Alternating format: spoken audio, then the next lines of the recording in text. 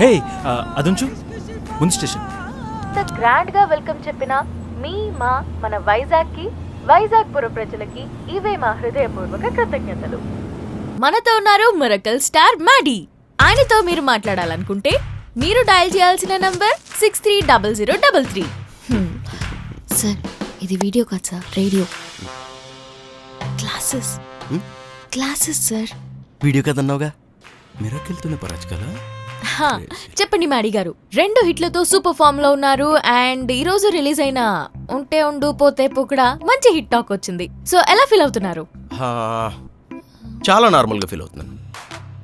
నాకు director Sai first time మీకు చెప్పినప్పుడు చాలా నార్మల్ స్క్రిప్ట్, నేను దాన్ని డెవలప్ చేసి నెక్స్ట్ లెవెల్కి, ఇంకా నెక్స్ట్ లెవెల్కి, ఆ పై లెవెల్కి తీసుకొచ్చాను.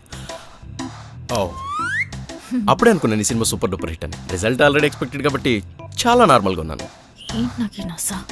మీరేదో సాడ్ ఫీల్ అవుతున్నట్టున్నారు. అయ్యో అలాంటిదేం లేదండి. ఎలా చెప్పగలుగుతున్నారు? సి ఒక ఆర్టిస్ట్గా అవతల ఫీలింగ్స్ ని, ఎక్స్ప్రెషన్స్ ని ఊరినే పట్టేస్తా. That's so great of you అండి. ఎంత ఎదిగినా ఒదిగి ఉండాలనే కాన్సెప్ట్ ఫాలో అవుతున్నారన్నమాట. See, you know, being a miracle star, it's not an easy job, right? ఇట్లాంటి ఫీల్ గుడ్ మూవీస్ చేస్తున్నప్పుడు మనకు వచ్చే ఫీలింగ్స్ అన్నిటిని కూడా సూపర్ అండి.